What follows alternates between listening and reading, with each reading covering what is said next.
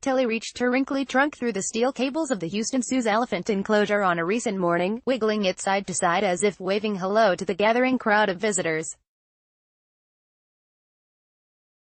The Houston Chronicle reports just a few feet and a couple of fences stood between the 6-week-old elephant and a little boy of about 7 who, at the sight of her flopping trunk, waved back furiously. "Hi baby elephant," he shouted to the about 500-pound pachyderm. Tilly wasn't actually waving, she just lacks the muscle control to hold her long snout steady. But those facts certainly didn't matter to the excited boy, whose mother snapped photos of the encounter.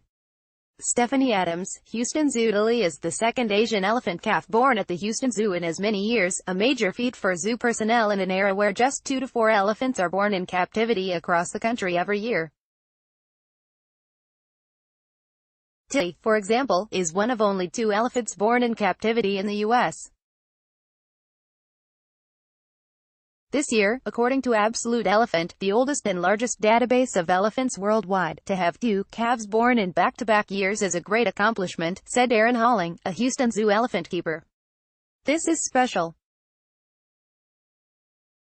It's just an awesome feeling." The zoo's herd now stands strong at 10, including Ty, a 12,000-pound bull who fathered both Tilly and her older sister, Joy, now 1. The Houston Zoo's elephant population growth stands in stark contrast to many other zoos across the nation, where officials have been forced to close their exhibits due to lack of space. According to the Association of Zoos and Aquariums, only 32 facilities had Asian elephants and 37 facilities had African elephants, compared to 2011 when 41 institutions had Asian elephants and 42 institutions had African elephants.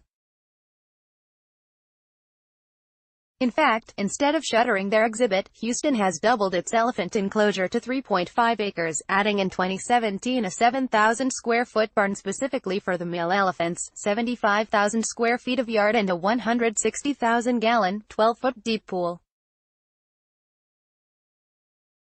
But that's not all the zoo is doing to help the animals, which have been on the endangered species list under the U.S. Endangered Species Act since 1976. Houston Zoo officials have spent about a decade working with conservation partners in Borneo to protect the Asian island's 1,500 elephants from extinction. Zookeepers also have recently been in communication with elephant conservationists in Laos, hoping to start a program there.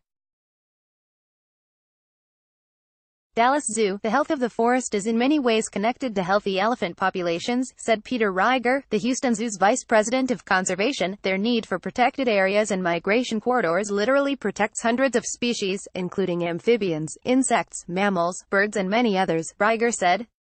In turn, the health of the landscape supports human communities in their livelihoods. As Tilly posed at the fence line for her adoring fans, Joy came plodding across the yard to share some sisterly cuddle time with the newborn.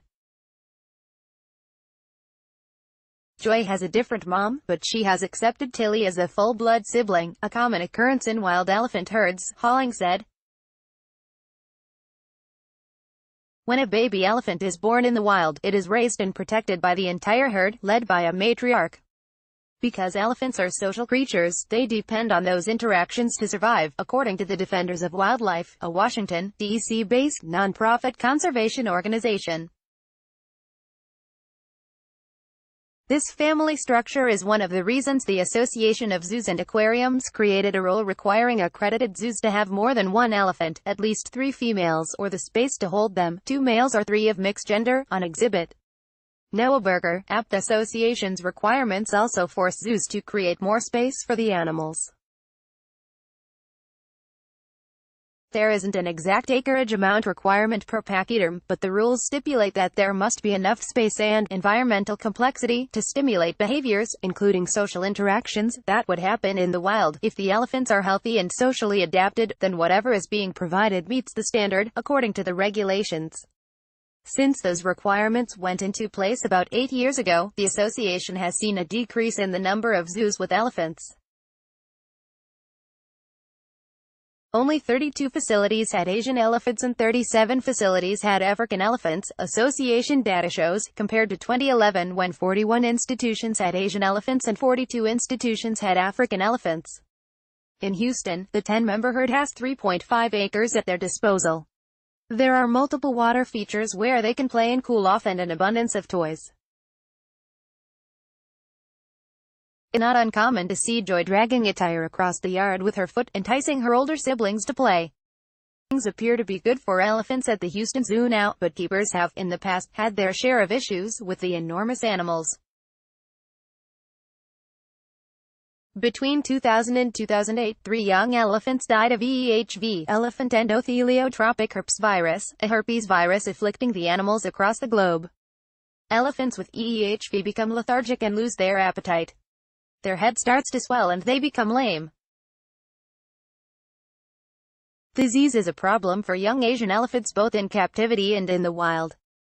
It can be treated, but it has an 85% mortality rate, according to Ethos Veterinary Health, which provides specialty and emergency care for animals in 14 locations across the country.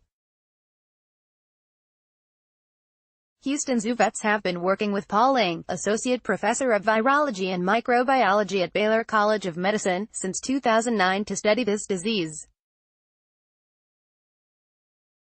The protocol they've developed to diagnose, monitor and treat the disease is used all over the world. Houston Zoo officials could have started an Asian elephant conservation project in India. They could made inroads in Thailand. They could have saved the elephants in Laos. Instead, they picked Borneo, an island near Malaysia where about 1,500 Asian elephants roamed. The zoo honed its Asian elephant effort in on Borneo about a decade ago, Rieger said, because they only have about $100,000 each year to play with, money raised through ticket sales and special events at the zoo. By focusing on one region, they can really affect change, he added. The 287,000 square mile island of Borneo made sense because the zoo already had contacts there, through orangutan and carnivore conservation efforts that began in 2004. The zoo tries to support one conservation program per animal species on exhibit. And the Asian elephant is in desperate need of help. At the start of the 20th century, about 100,000 Asian elephants roamed the wild. Today, that number has decreased by at least 50% and it continues to decline, according to the World Wildlife Fund. Tattansayalana, like their larger counterparts the African elephant, Asian elephants have been hunted for centuries for their tusks which are used for ivory carving and jewelry making. But now, one of the biggest threats to Asian elephants is loss of habitat caused by population growth and increased use of their land for agricultural uses. Asian elephants are migratory and follow the same land-to-water routes for decades. But as Borneo's population has increased, the most recent count was about 18 million people, the elephants' routes have increasingly been interrupted by fences, plantations or homes, often resulting in the destruction of crops and personal goods. Islanders shoot or poison the elephants, Rieger said, but by teaming up with conservation partners on the ground in Borneo, such as Hutan, a conservation organization, he added, the zoo has been able to turn around that trend. When you are a local villager and you see your crop completely destroyed overnight, you will not be inspired to save the elephants, Dr.